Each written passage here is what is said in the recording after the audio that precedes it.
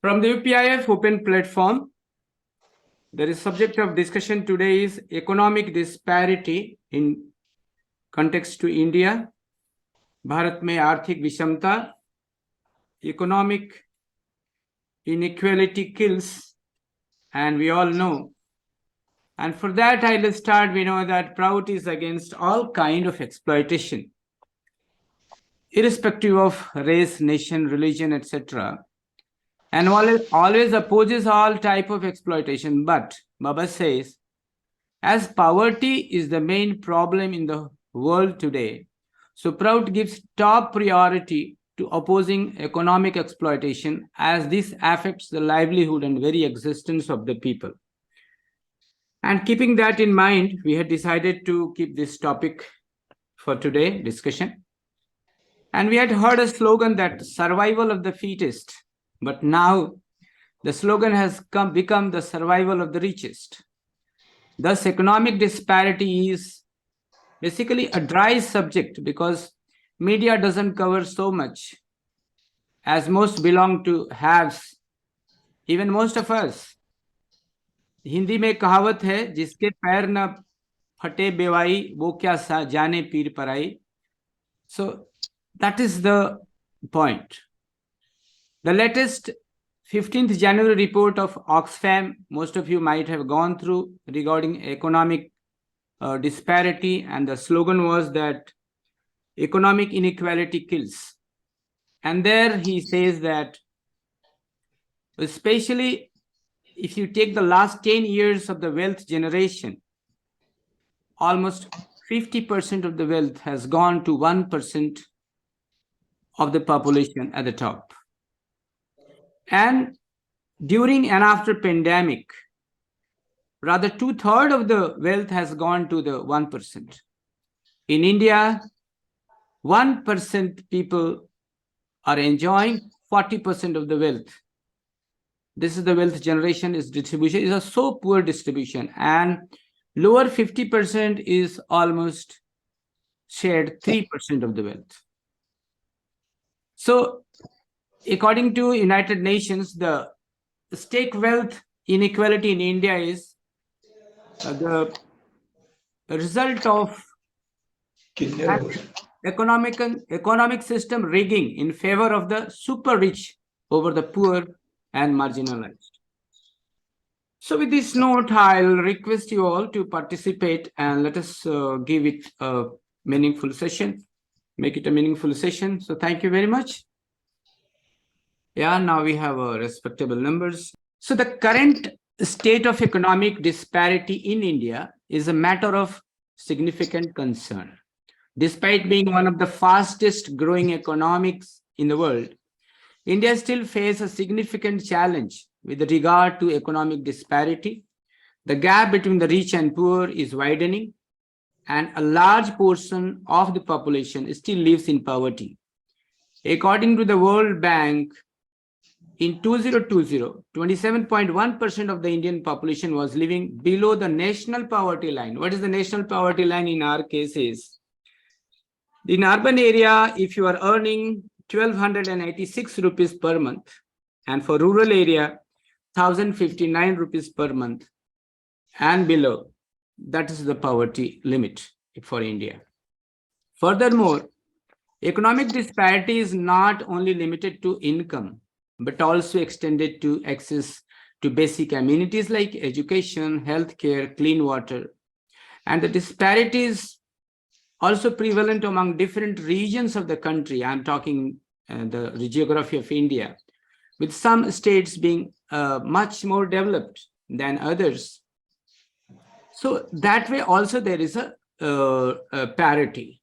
And if you go to the, as I already have said, that 1% people is owning 40.5% of the wealth. And especially over the past decades, economic disparity in India has increased to some great extent. And especially it has a vulnerable situation after COVID. Many people have lost their job, and pathetic situation was more there for the middle class and the lower middle class section. So Yeah, anybody can raise hands. Can I ask Didi Srija to start with? I will just make my statement, because disparity, when you say it, it's a very, I would say it's a very mild word. Actually, what happens with disparity is the injustice. What people are denied is actually their basic life. When we say the more the disparity, the more is the denial of access to the basic amenities of life. Like we see what happens in case of, like, as a lawyer, my immediate my mind goes to the access to justice. And what I see is like, I'll switch on my video. What I see is there's a lot of there is something in the mind of people where people feel like only, even justice system is only for the rich. It's come to that state that even when they are denied their basic rights in the sense, like even the life or livelihood is being denied, people think twice to go to the judiciary, which is the pillar of the democracy, one of the pillars of democracy. And people just don't feel like, when you look at the four pillars of democracy as we have it as on date, not according to PROUT, as on date, all these four pillars are unapproachable by a common man today. And that is the state of affairs. And this is happening because of the fact of total, I would say, inaccessibility to all these four institutions. Like, if we want to really have a democracy, then there should be systems where access to the basics of a citizen should be available. So if we go on this connotation, it is not just disparity. It is, what it leads to is the exploitation, and that has to be thought of. And then we would like to we would know what is the magnitude of injustice that would go in case of disparity of income. The other thing, one more thing which I would like to bring up at this point is the gap between the what to say different segments of the society. When you look at education, it is totally, like, it has no relevance to a person as a citizen. It is so wide a gap, where I was just reading about access to law schools, where high placed law schools are like inaccessible to the common people. When you say so, what happens is, like, the judicial system, actually it has a huge gap. It comes in, and then the common man's interest goes off. And like you may see that in the recent judgments, what is really happening, because the laws are also being amended in that way. So the other thing which one more thing, if I have the time, can I add, or Yes, have I crossed my limit?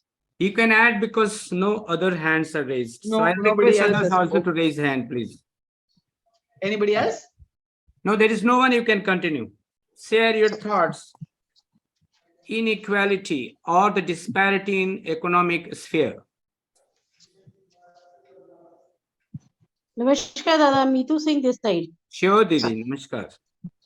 दादा, मैंने कुछ prepare नहीं किया है, but Anyway. there are some thoughts that are coming in my mind which I want to share.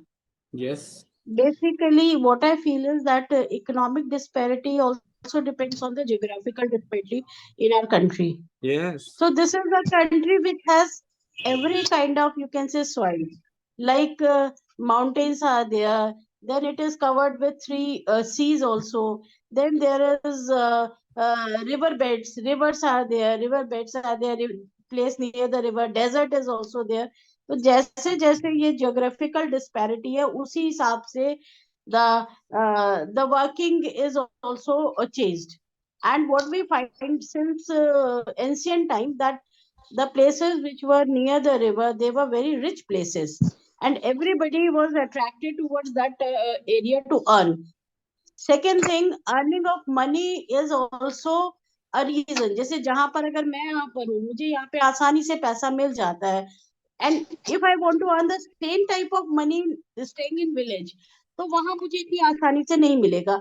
तो opportunity the into gain the money या economic development में कौन लोग डेवलप कर रहे हैं? It is the people who are developing that area economically. So what kind of a people are there? Those people who find that area is very prosperous and it is easier to grow money there. Grow money matlab they can earn money there easily.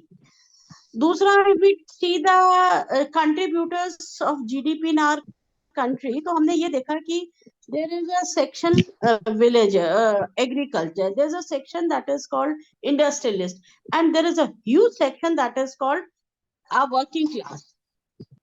Working class का numbers बहुत ज्यादा, और ये इतना ज्यादा बढ़ रहा है, इतनी तेजी से बढ़ रहा है कि they have created 2 3 4 more cities, जैसे बैंगलोर, पुणे, देन हैदराबाद भी आज की तारीख में वही है. Earlier there was city which are very only 3 4 cities were there where the people were attracted to go and earn money. अब वो वहां पे क्या हो रहा है, बैंगलोर आ गया. Today in the country Bangalore is the most expensive place. तो इकोनॉमिक डिस्पैरिटी को क्रिएटर्स कौन है? These people who are the working class people, and their numbers are increasing. ये लोग कहाँ से आते हैं? If I say 100 people are there, तो out of that 50s are outsiders. ये आउटसाइडर्स कहाँ से आ रहे हैं? जहां भी आएंगे वो वाला एरिया गरीब हो जाएगा, जहां आकर बैठेंगे वो एरिया अमीर हो जाएगा. नाउ आई कैन नॉट से दोज पीपल कि आप वहीं रहिए, वहीं काम कीजिए. If I'm living in an air conditioned house, I'm running a car, or I enjoy all the luxury of life, even they are also they can also ask for it. They are entitled to it. We all are entitled to everything that we can earn. तो वो उनको अगर वहां पर जाके उस चीज की सिक्योरिटी मिल जाए, where the place from where they come from, they will then never increase the number of workers at one place. These people वो जहां रहेंगे वहीं उस एरिया को रिच बना देंगे. This is what I feel. Second thing, वहां problem क्या आएगी? प्रॉब्लम ये आएगी कि रिसोर्सेस कम है. तो रिसोर्सेस कम नहीं है, कन्वेंशनल जो चीजों से ये लोग चल रहे हैं उसके रिसोर्सेस नहीं है. कोई फार्मास्यूटिकल नहीं है, कोई बड़ी फैक्ट्री नहीं होगी या कोई बड़ी आईटी कंपनी नहीं होगी, बट वहां जो रिसोर्सेज है, even those resources also has the capacity to give them a luxury life if those are used competently और जुडिशियली. इसमें अगर हम शहर के मुकाबले में गांव में लोगों के करते हैं तो वहां लोगों का एक्सप्लॉयटेशन होता है. There is a middleman always present there who basically don't allow these people to grow. 10 रुपए की चीज वो वहां से खरीदता है and sell it off in 100 rupees. if I say 90 rupees margin is there, I'm true to it. आप handicraft देख लो, जो कितना बड़ा काम होता है विलेजेस में, specially the places which are desert places, जहाँ कुछ और काम नहीं है. कच्छ की औरतें काम करती हैं. What they get? they only get 10 rupees out of what they are doing. अब वो जो 10 रुपए कमा रही है, he cannot dreamt of any luxury in the life. तो वो क्या करेगा? उस जगह को छोड़ के आ जाएगा. So the solution is that जहां वो जा रहे हैं, जहां रिसोर्सेज है या जिस तरह के रिसोर्सेज हो सकते हैं, उसमें उनको मैक्सिमम बेनिफिट मिले. थैंक यू सो मच दादा. If you take into consideration of the economic development from stage by stage, I think that the year is Amrut Mahotsav celebrated in India after independence.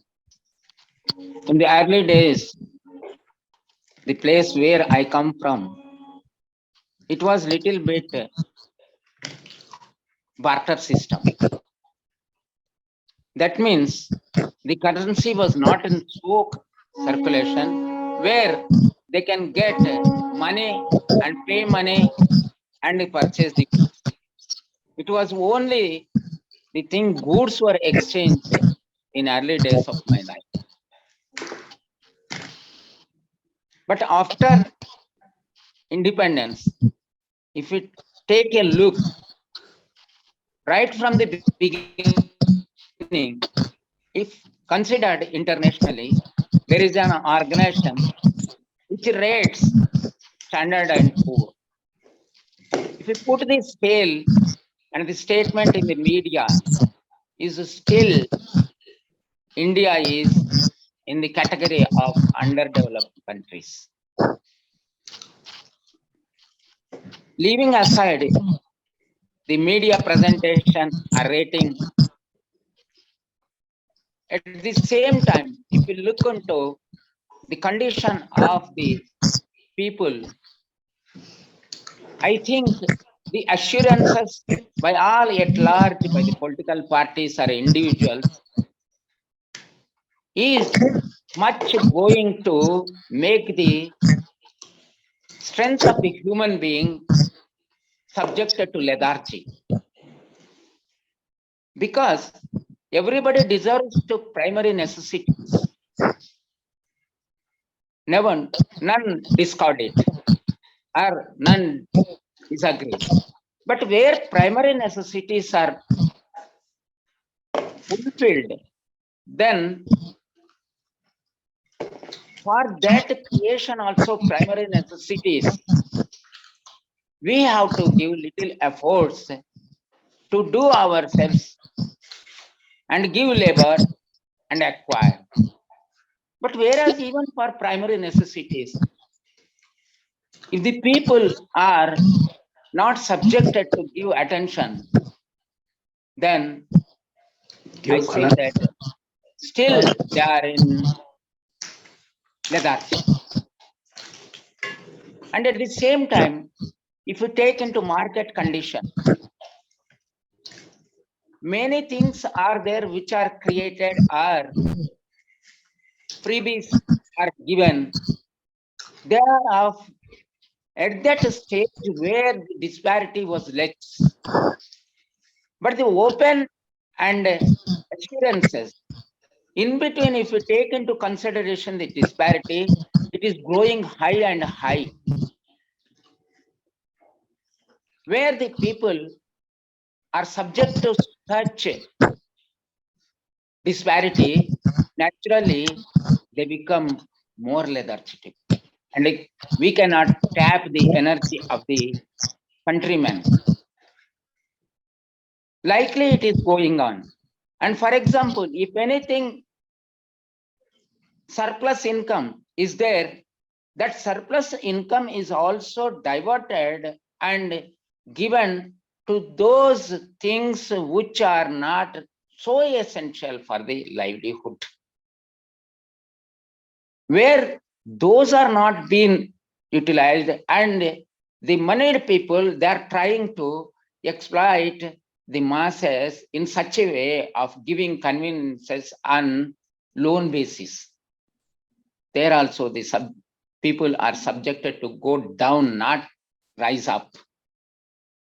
If that is not fulfilled, simply they are telling that they very unless interest you can borrow.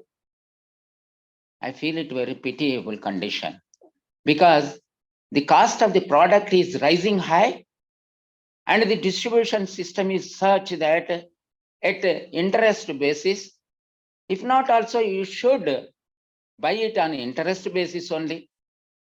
For that, if it is given a makeup to my speech, simply I throw that. Now see the condition automobiles. Automobile condition, it was some four decades back. Kindly summarize, please. Thank you. But Yes. Summarize, conclude, Dada. Yeah. You were right. Automobile industry was not in a position to pick up. At that time, the automobile industry owned by the capitalists, they thought of how to make it mobilize and put in practice. Then immediately the banks have come forward and started giving loan. When started giving loan, the rate of the loan interest, and at that time what it was started and what it is now, it is something different to consideration. But the thing is this, the saving of the individual is not been for their livelihood only just for paying interest and continuing their life, likely it is subjected. That is why, if we are well interested in economic line, that the paying capacity and the purchasing capacity both should be taken into parallel outlook. Then only the strength of There the has to be balance. individual and community will be remarked. Thank you. Thank you very much. Thank you, Dada. I'll request Madhusudhan Dada to speak, please. Madhusudhan ji, can you unmute yourself? Yes, thank you. Okay, namaskar. Namaskar, Dada. Nice to see everybody again. This is a very interesting topic. And first I want to say that one of the reasons or the main reason I think I'm here and the reason we're all here is that we like to approach our topics from a proudest point of view.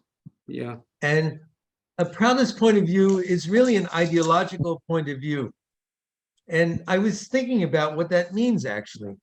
And from an ideological perspective, well, let me reverse it. From an intellectual perspective, we start with a question and we look for the answers. From an ideological perspective, we start with the answer and we look for the question. Why is that? Because if you start from an intellectual point of view and you say, let's ask a question and look for the answer, we may be asking the wrong question. Whereas if you start from an ideological point of view and you say, this is the answer, what's the correct question that gets us to this answer? So we have to ask the correct question, because otherwise we end up, as in America we say, getting lost in the weeds, so to speak. That is, we can end up with an endless intellectual discussion that doesn't go anywhere. Whereas we know where we want to go, we just have to figure out how we're going to get there.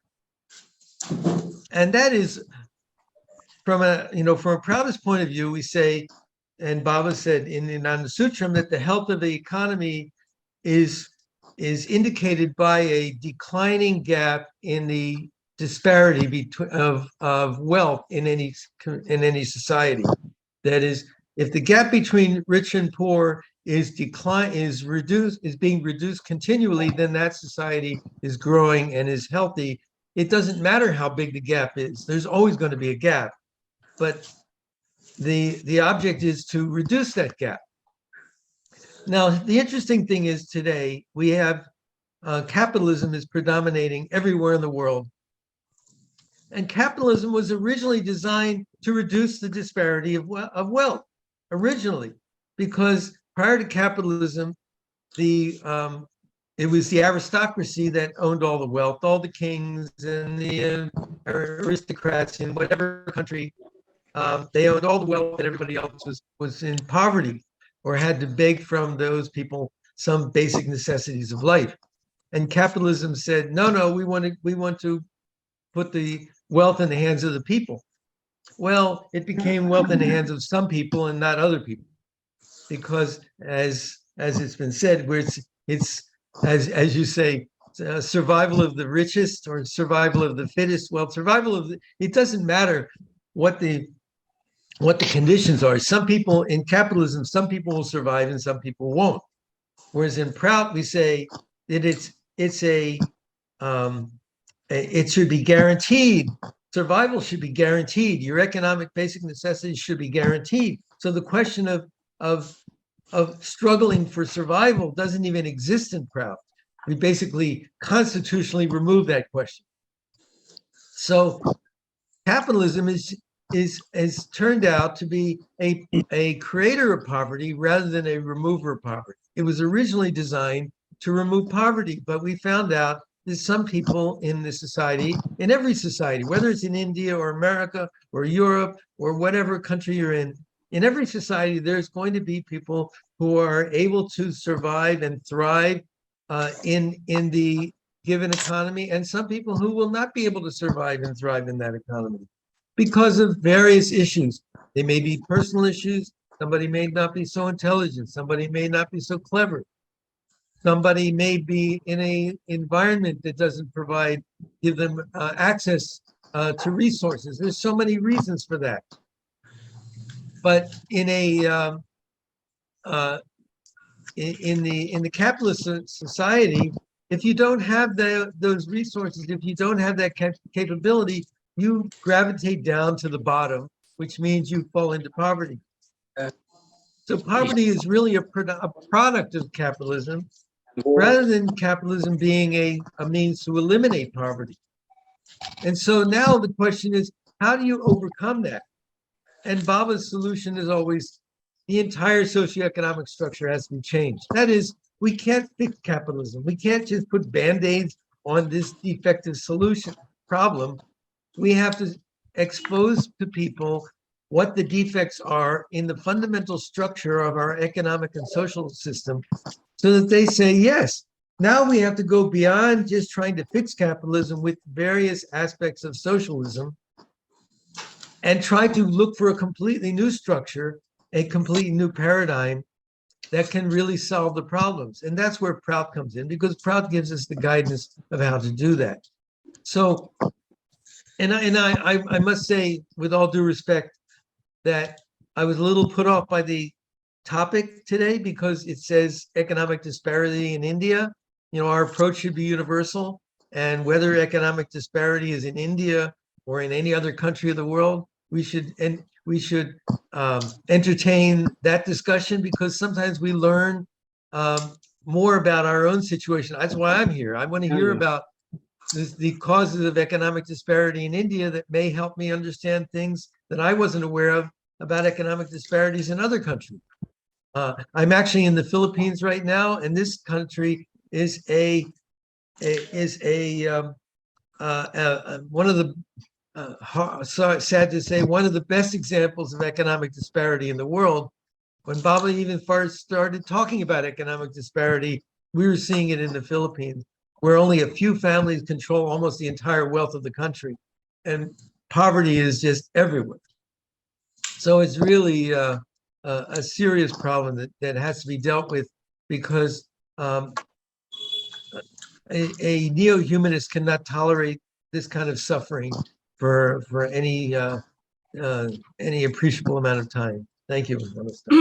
Thank you, Sudarshan Dada, Madhusudhan Dada.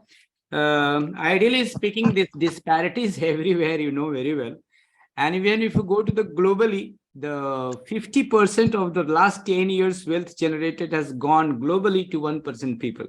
So whether it is talk of India or talk of the global, the situation and economic situation is same as far as disparity is concerned, you know very well, if you look at globally. But yes, we have to be universal in discussion. Yes, Didi Sricha Muralidharan.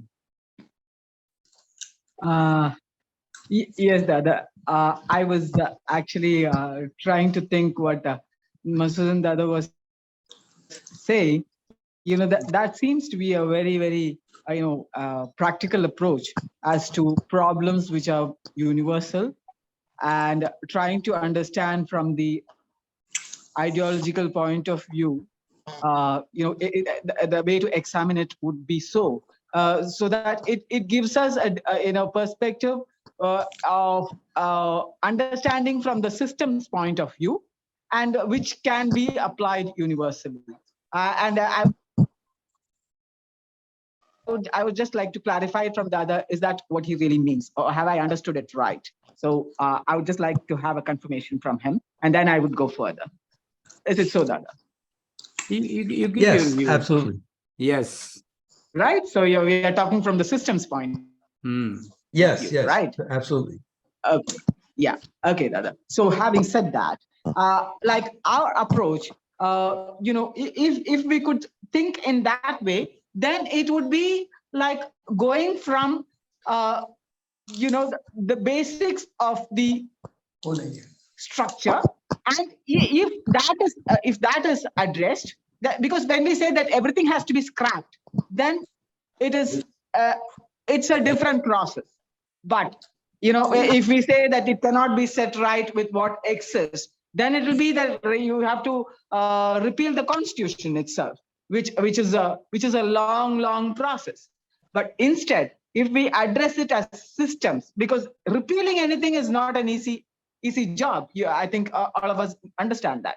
But if we could go on redressal of systems as such, then we would be able to, like exactly like how Baba says, is about economics. If you could go on those systems where you don't have to, there are systems in PROUT which you don't have to rely on the government, the executive, to come in and do the job. So those sort of systems, if we can have it implemented when it comes to elevation of poverty, you bring the money into the masses with cooperative systems. And same thing is about the what is it, the key industry. That structure may not be possible as of now, but the cooperative system, which is the most the involvement of masses, that can be addressed. Though I may be just touching a small point, why I wanted to say this is, like, when we say systems, then it is possible, rather than just revoking the entire structure and reframing it may not be that viable as on date. And because the system being so corrupt, it has to be, you can't just wipe it out. So it has to be addressed with what is available, what is the resource available. And one more point I will just make, like, let us look at from the point of maximum utilization. What is PROUT about? Maximum utilization and rational distribution. Rational distribution as of today, it may not be in our hands when it comes to execution, but maximum utilization is still within our hands of honest people. It can still be there if we can have it practically done, models evolved. And if we could think in that line, we are still, it is still possible, even as on date with the present systems. So I would stop with this, and I would like to hear others. Thank you. Thank you, Didi. Madhusudhan Dada rightly said that if there is a guarantee of basic minimum requirements, then you can work on the reducing the gap. So that should have been the easy approach. Today, the very basic is not guaranteed. So that is the big question, and that is why disparities keep increasing, and somebody is dying for the morsel of food. That is that we cannot tolerate. Surendra Reddy ji, can you please? Surendra ji. Surendra ji, are you hearing? Unmute yourself, please. Thank you.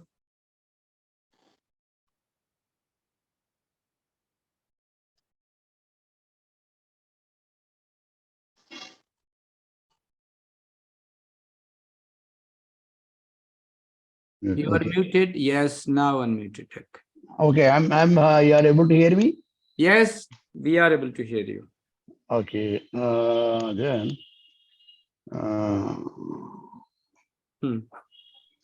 I will give almost bullet point type presentation. Yes, you can run with bullet.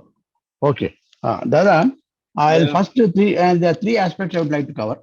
See, globally speaking, the disparities have happened because of basically centralization. Yes. The economy getting centralized and totally based on what you call the best possible production at the cheapest inputs and all that. So centralization of production has resulted in this capitalism flourishing in such a big way. Second thing is financialization. Today, the economy is the earlier between 50 to let us say up to 80 also, there was a link between production and the wealth. See, after the 80s, what happened is that financialization or stock markets have become almost an autonomous layer, which has been a mechanism for smooth, effortless, silky, what do you call friction-free transfer of wealth from the poor, middle classes to the rich, and also from the poor and middle level income countries to the rich countries.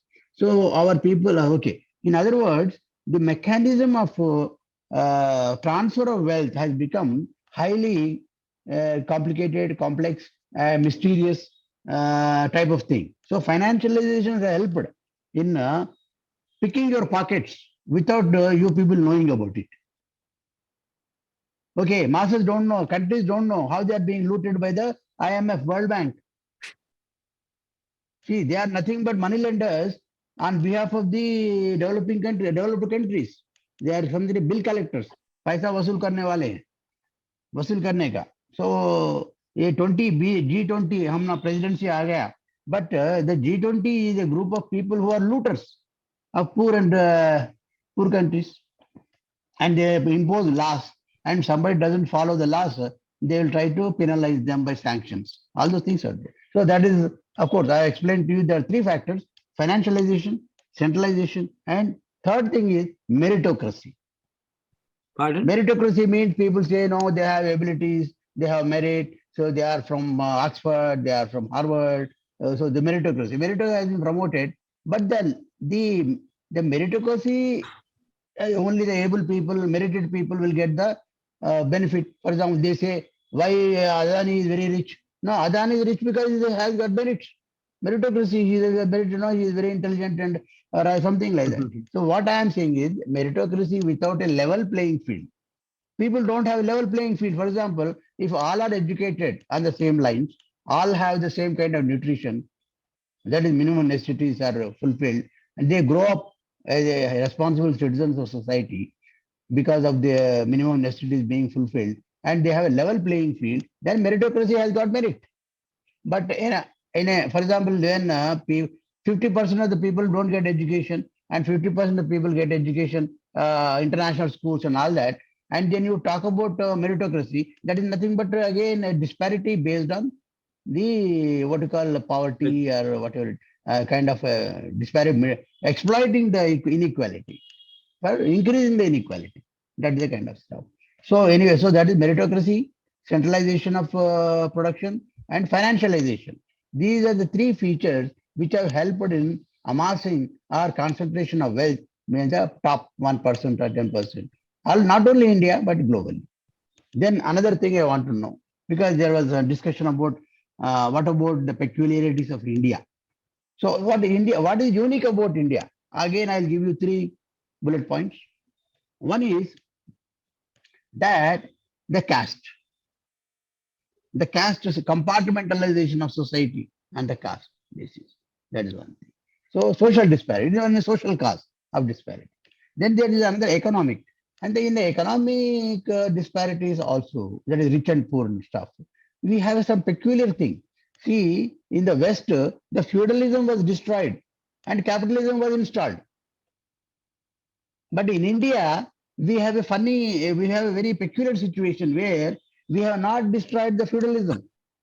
The feudal economy still continues. The villages have remained like that, what they were before, after the independence. The Khap panchayats are there, casteism is there, and there is a lot of backwardness in rural areas. The feudal landlordism is there. So, in other words, feudalism has continued. That is another peculiarity of India. The second, caste was one peculiarity, caste disparity. Then economic disparity, that is peculiarity is that we have simultaneously both feudalism as well as capitalism living along, coexistence. In urban area, capitalism, in a rural area, feudalism, right? That is the economic aspect. Then there is a third thing, educational disparity. Our people, instead of adopting the local language, after all, Buddha, when he wanted to teach Buddhism, he has used Prakrit, what is the language? Prakrit language. He said, I don't want to use Sanskrit. That is the elite language. I want to use the local language so that I can tell them what I want to tell them. And here in India, our people took a lot of pride in talking in English, like me. Okay, English, okay, English education all over India, right, fine. But what about local language? See, without the local language, mother tongue, whether mother tongue being the, see, in our country where mother tongue has been properly taught, those states are doing well. They are doing well. They are doing better in economy everywhere, right? So then educational disparity, your educational English knowing class has been looting this society through corruption, bribery. Some poor people go to courts, go on going around the courts. See, the liars will go on fleecing you. The government officials, they also. They think that just because they know English, they have become another babus, the higher caste. There is another caste. That is the caste of English knowing class. So these things are peculiar characteristics of Indian disparities, Hmm. wherein you have 3 points: caste, educational disparity, and also feudalism combining with capitalism, combined with capitalism. Kind of, so they are not bothered. They don't bother about destroying the old system and creating a new system. The new system exploits, old system exploits. That is the situation in India. There is no change, even though we are independent country for the last 75 years. Okay, that is peculiar. Now we come to the solutions. Again, I'll give you 5 points. The Baba says that the issue of disparities, income disparities, all these things can only be solved by decentralization. There is required to be decentralization. Now, what are the principles of decentralization? I'll give you 5 points of decentralization. One, local control of all resources. See, there is a diamond mining industry in one country. The capitalists go and totally capture the whole area, and the local people are converted into slaves. They work on the mines as slaves, and the rich people will be enjoying those diamonds all over the world, D-beads and all that stuff. So this is happening not only at a global level, it is also happening at the national level also. Within a nation also, the same thing is happening. The rich people are taking away the cream of any area, and the people, local people of that area, they are suffering from poverty.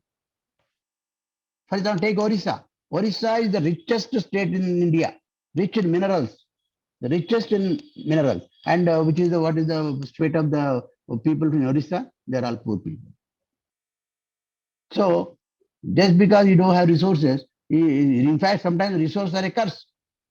The resources are a curse because these fellows, the rich capitalists will land there and tell the government, you evict all these tribals. For example, you say, I'm putting a power plant here. These tribals who are living there, they have to be evicted by the force of government, by pressures, by police, so that the one capitalist can make money by selling the power to the neighboring country, not to India. So funny situation. Okay. So local control, the resources must be in the hands of the local people control. Why some outside capitalists will come and they said, I'll put up and why not local people be involved in converting or monetizing those resources, right? Second, production is based on consumption. You don't require the product, but you want to produce it there. And when you are producing a product which is not required of the local people, you are actually diverting the resources which can satisfy the needs, basic needs of the people, local people, to something that is going to satisfy the needs of some rich people somewhere else. For example, Colombia or somewhere in South America, example I'm giving, where the fertile land is used for grazing of animals for the beef industry that supplies that to the Americans in America. There are only 4 companies. These 4 companies dominate the beef industry, and the fertile land is used for grazing them, the land, and shipping those animals back after fattening them and cut them in corporate butcheries and all that, and then supplying to the people, rich people in America for them as a food. Now, what happened to the local people of Bolivia and all these things, Colombia? Now, the marginal lands which are not fertile are in the hands of the local people. And ultimately, what is the reason? Today, there is malnutrition in Colombia, malnutrition in Bolivia. And what is it? The local area is serving. Yes, Tada, please Okay, conclude okay. that. Yeah, Then, understand. that is production should be based on consumption. First consumption of the local people, then only later. Then production and distribution should through cooperatives. See, the local resources, whatever you produce, the local resources should be, that production should be through cooperatives. And also the distribution also should be through cooperatives. This is the third principle. The fourth principle is local people, local employment. No, see, why local people cannot be trained to work on the local industries? This is nonsense. They want to bring people from everywhere, work cheapest. If the Bihari workers can come work cheaply, they bring them down and they migrate. See, you will not allow, we should not allow migrants to work in local areas. Why local people are losing their employment? Actually, what is the reason behind that? Because they don't want to pay proper wages. See, the watchmen for all the complexes in Hyderabad, they are manned by Biharis. Why? Because the Biharis come cheap. You pay them 2,000, chalta hai.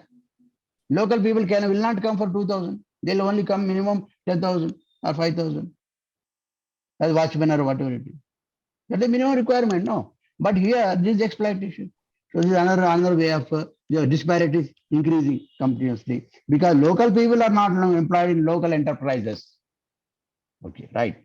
Then fifth point, local commodities.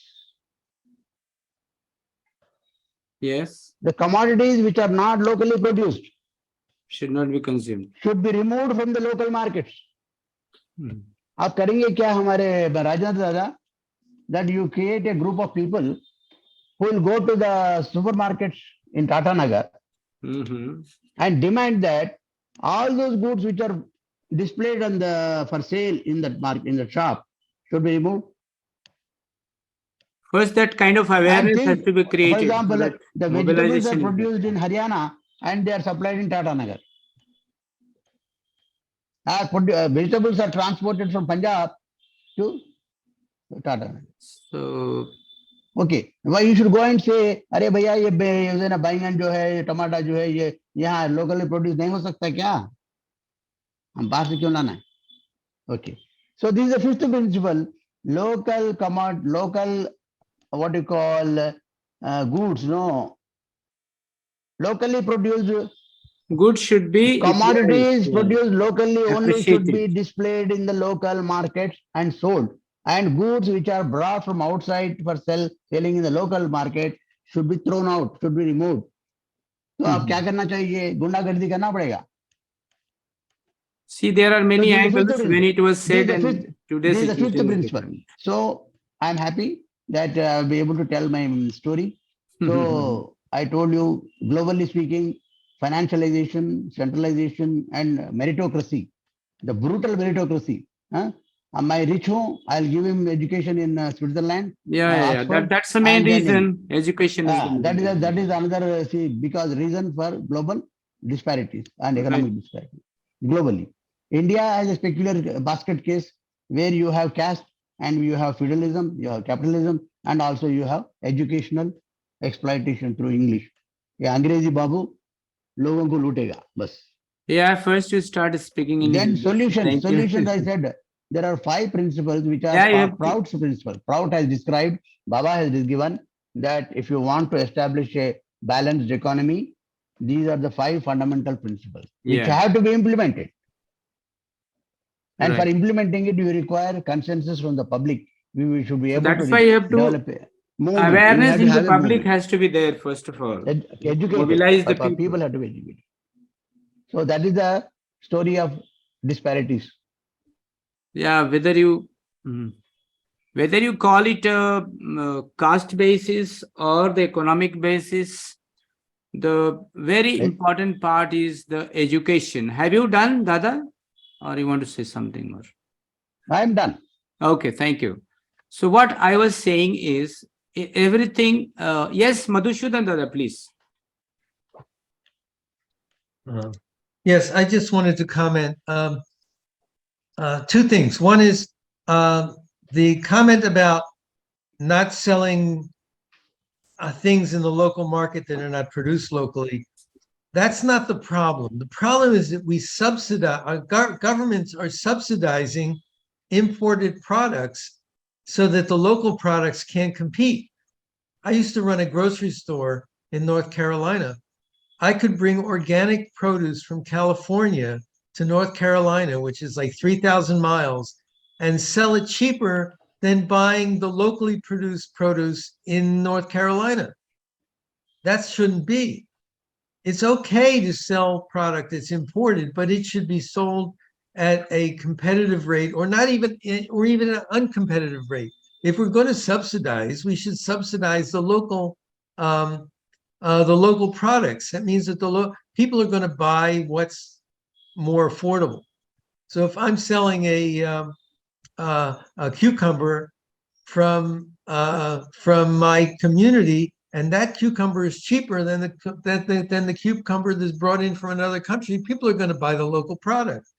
If I can bring in a product from halfway around the world and sell it cheaper than the local product, people are going to buy the imported product because they will buy whatever's cheaper.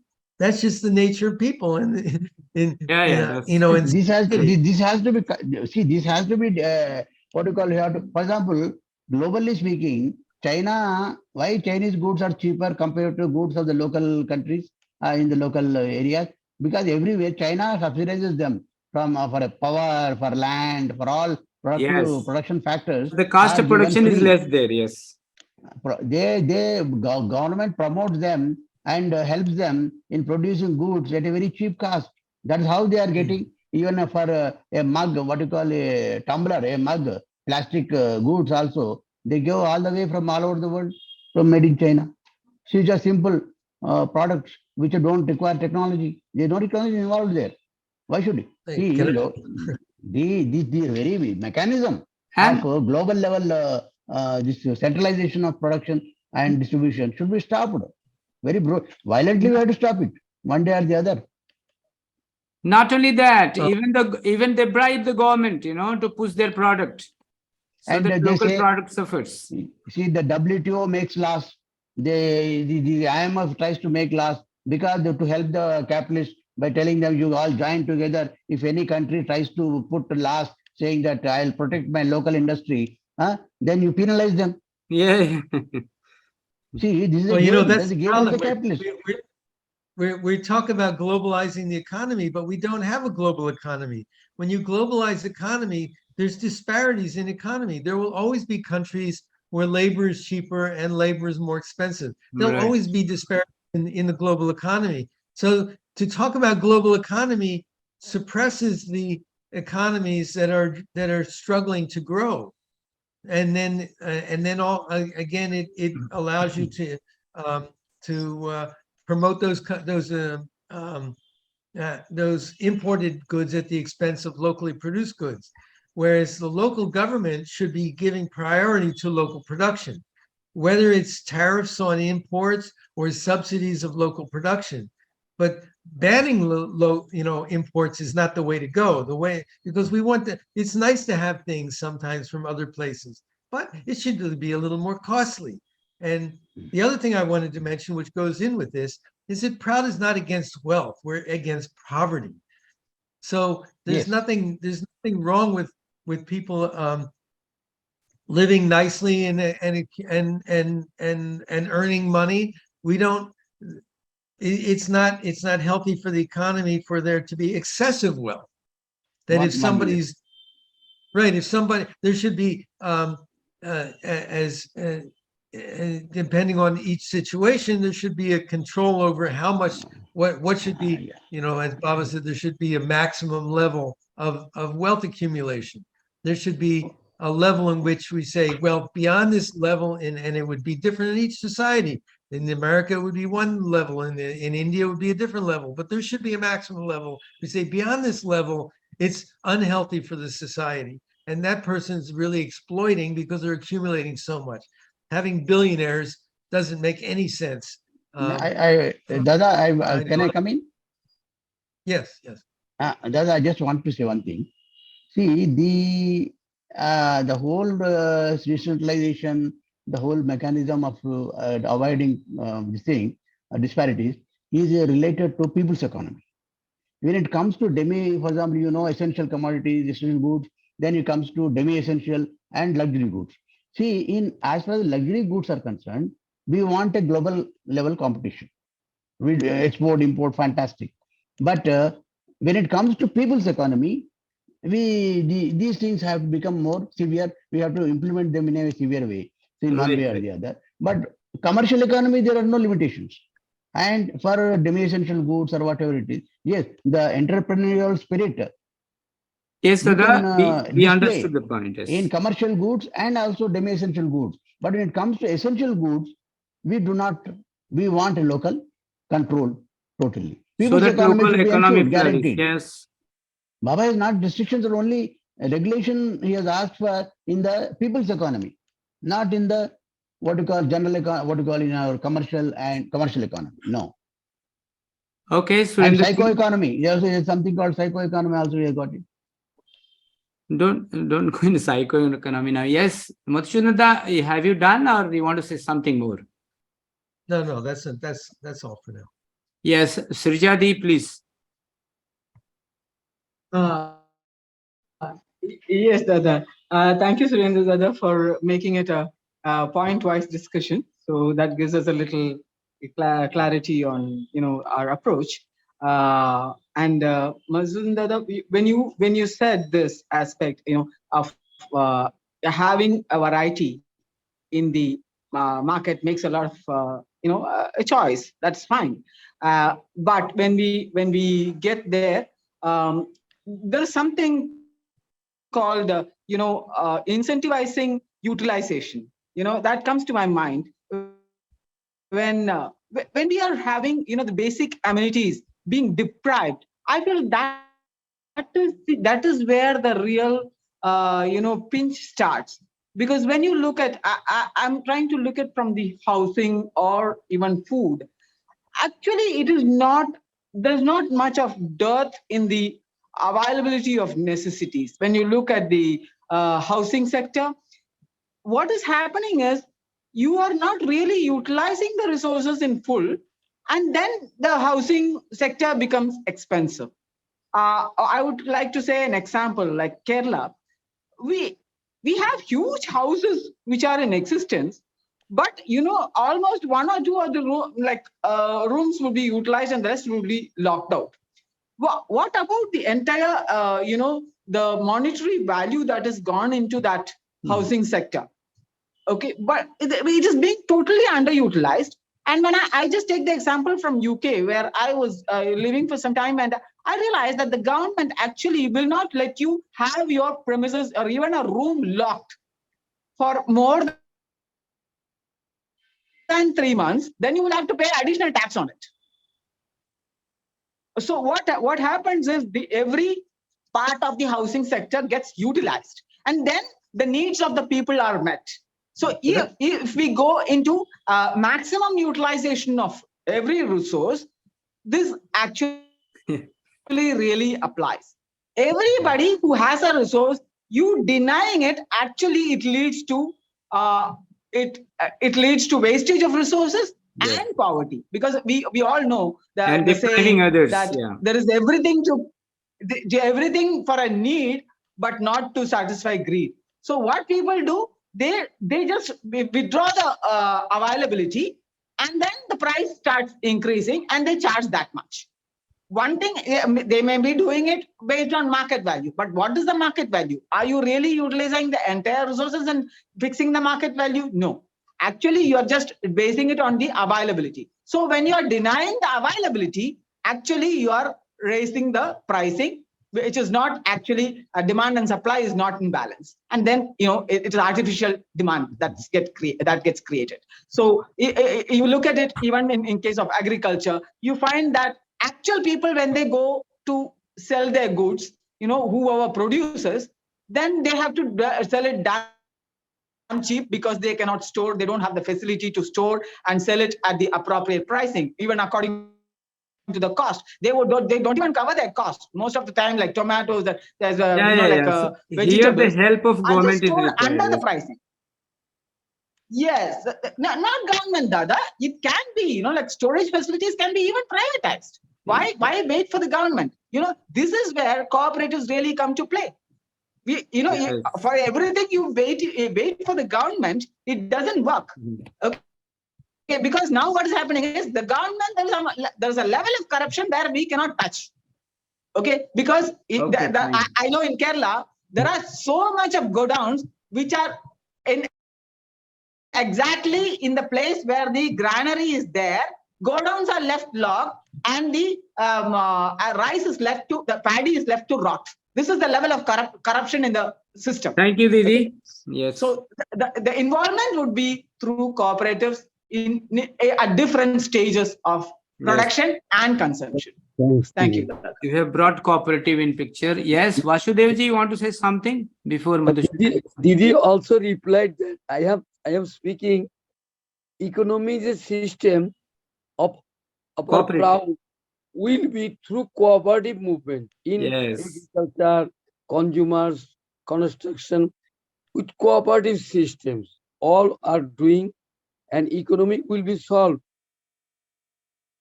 Thank you. Yes, Madhusudhan Dadaji. Namaskar, Dada. Namaskar.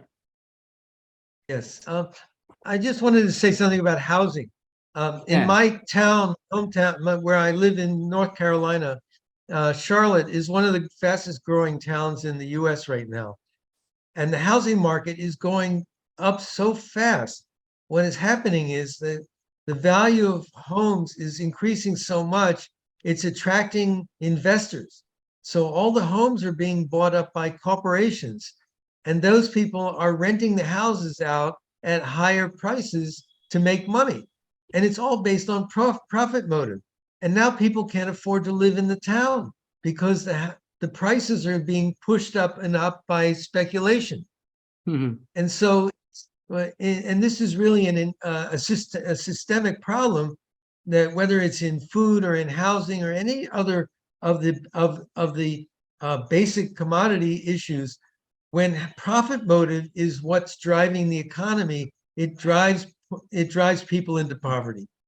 And in the case of housing, people are being made homeless because the rising prices of housing and the people's incomes are not going up. It's only the housing is going up only because of speculation. Yes.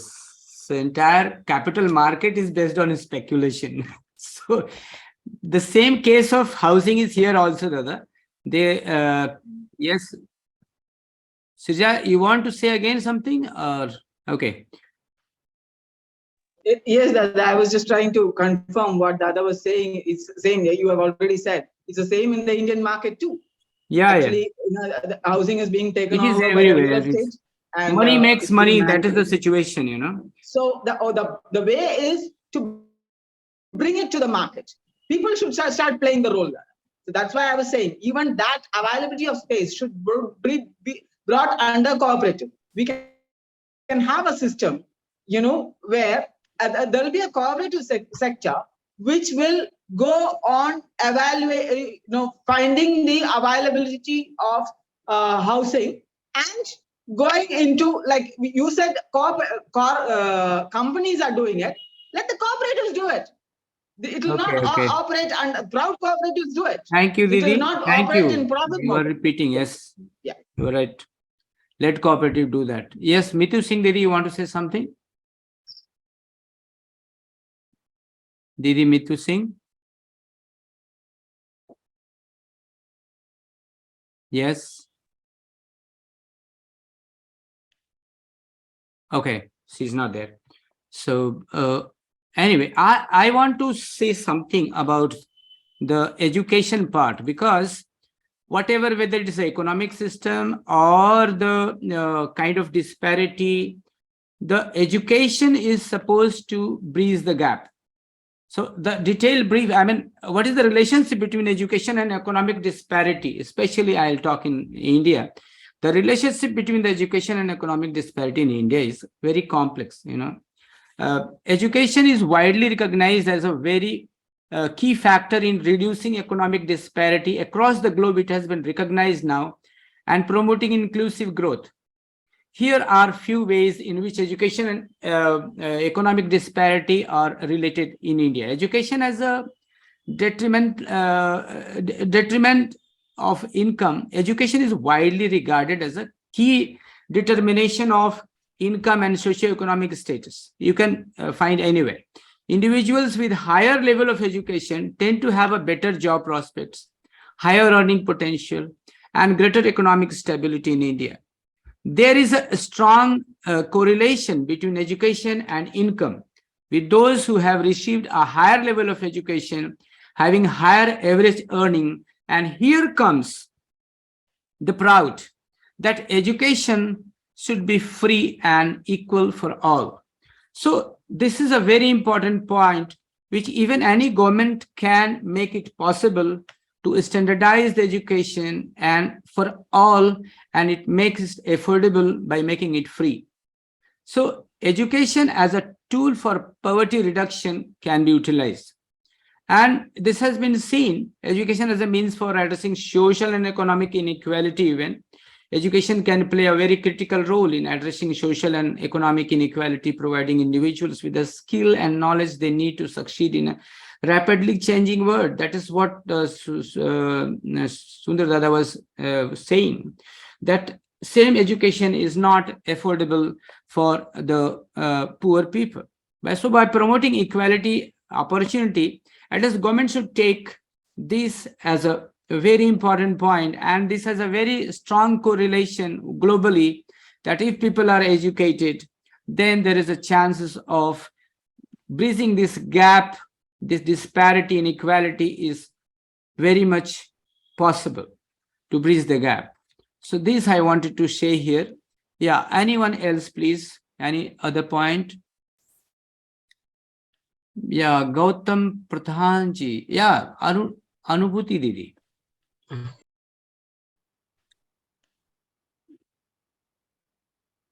Yes, Gautam ji, you have unmuted, so you speak, please. नमस्कार दादा. नमस्कार Namaskar. सभी को.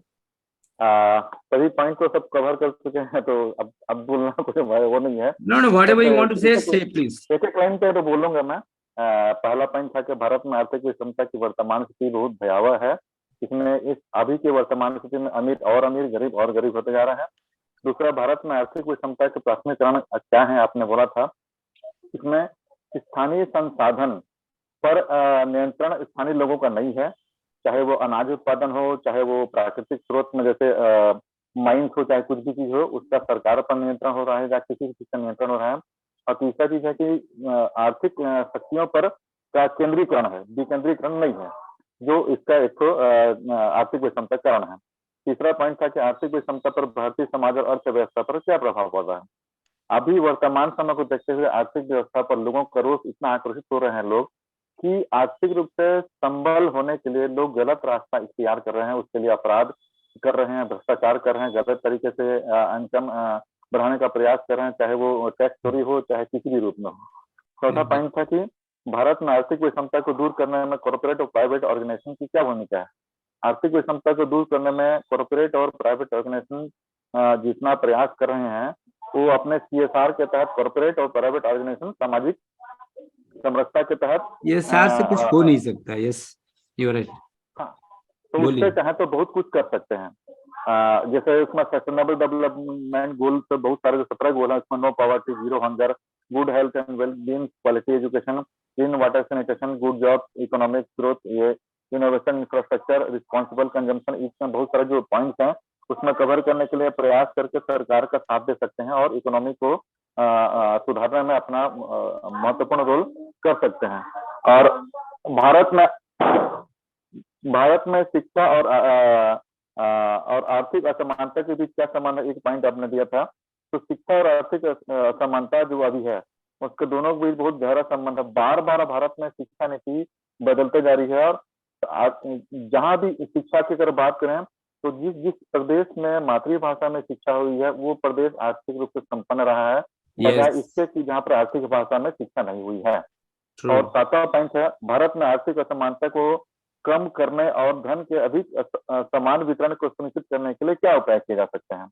एक point यह है कि अब इसमें अगर भारत सरकार के दृष्टिकोण से देखें तो भारत सरकार कुछ काम कर रही है जो उतना एडिक्वेट नहीं है. जैसे मनरेगा, न्यूनतम रोजगार गारंटी योजना दे रही है, उज्ज्वला योजना के तहत गरीब लोगों को गैस सिलेंडर दे रही है, सेल्फ हेल्प ग्रुप को प्रमोट करने के लिए जो रिवॉल्विंग फंड दे रही है, उसके बाद बहुत सारे प्रोजेक्ट में सब्सिडी की स्कीम्स लगा रही है गवर्नमेंट. पर उसमें पॉलिटिकली अपने आप को आगे बढ़ाने के लिए अभी एक नया पैटर्न अपनाई है, इसको EWS, एजुकेशन हो चाहे जॉब हो, इकोनॉमिकली वीकर सेक्शन को अपलिफ्ट करने के लिए वो politically overall SC ST OBC general या कास्टिज्म को हटाने के लिए, रिजर्वेशन को हटाने का प्रयास नहीं कर रही है, अपना पॉलिटिकल एग्जिस्टेंस को बढ़ाने के लिए EWS एक नया पैटर्न अपना रही है, जिसको देखकर कभी सेंट्रल में अगर EWS कर रहे हैं तो स्टेट वाले भी EWS करेंगे उसके देखा देखी. तो जो गड़बड़ है.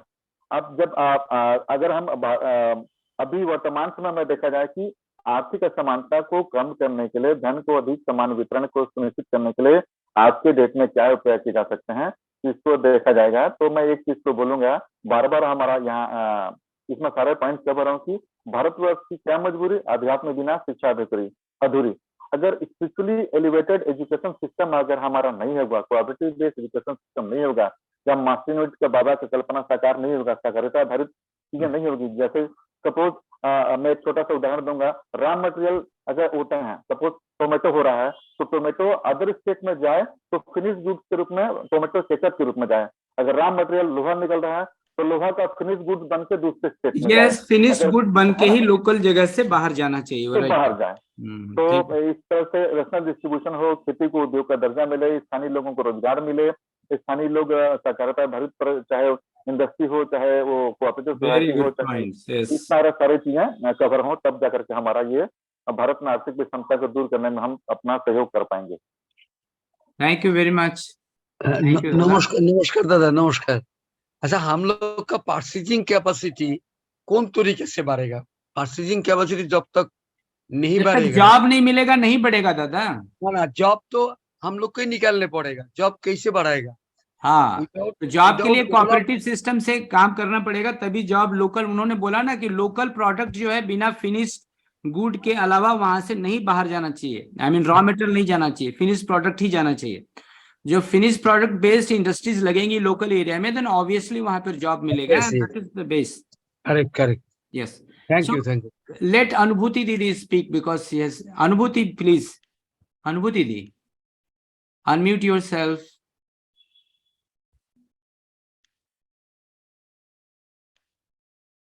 Didi Anubhuti, yes, thank you. Yes, namaskar everyone. Namaskar. I just have like very little. I just want to add one point to the discussion, and that is that we fail to realize the value of indigenous technologies and indigenous research and development initiatives by the youth of that particular local area. And if we start promoting these indigenous R&D initiatives, that will help us in generating jobs for the people, by the people, and to the people. That would be, we'll not have to depend on any external source for generating jobs. So I feel that there has to be a collaboration between the government and the local people, so that the youth of that area gets that opportunity to express his initiatives, and that can be locally used for the people. Because it is not that only people who have graduated from IIT or some other institution have that skill of innovation. There are other people who live with the nature and they know the requirements of area better than those who have graduated from these institutions.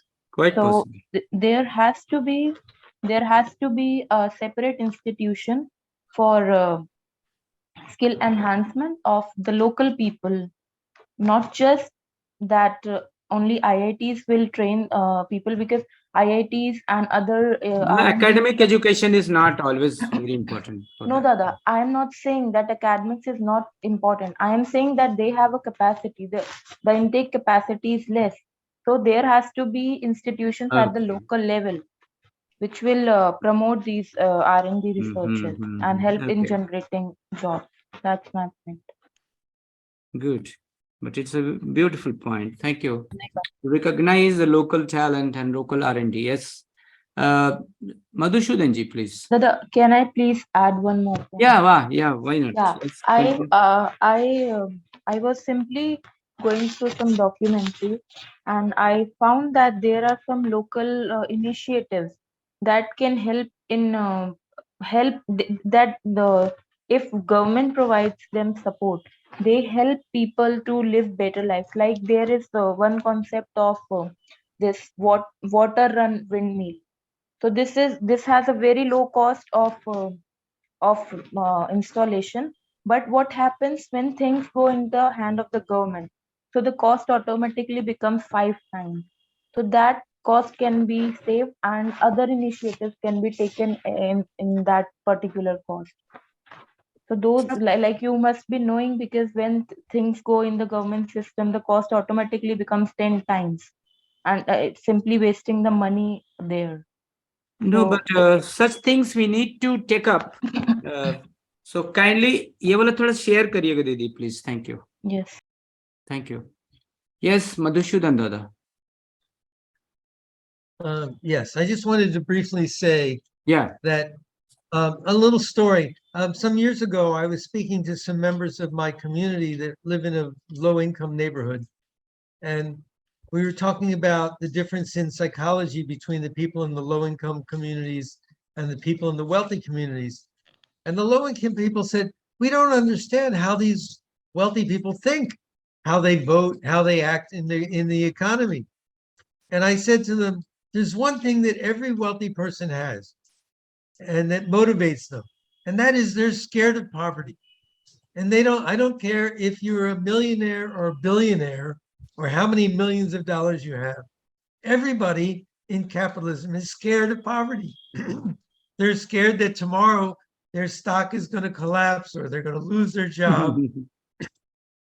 So it's fear of poverty that's causing people to accumulate excessive amount of wealth.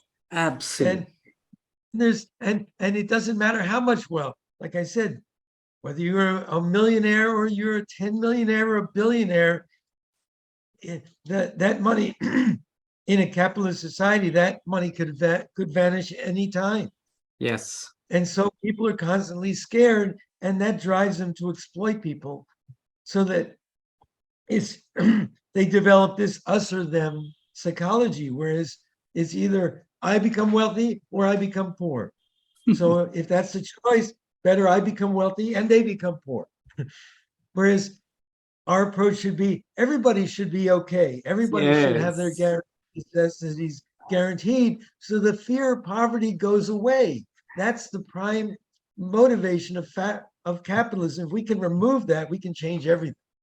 So this possibility is there, but still in capitalism, maybe some company fails, but that very individual never come on the road.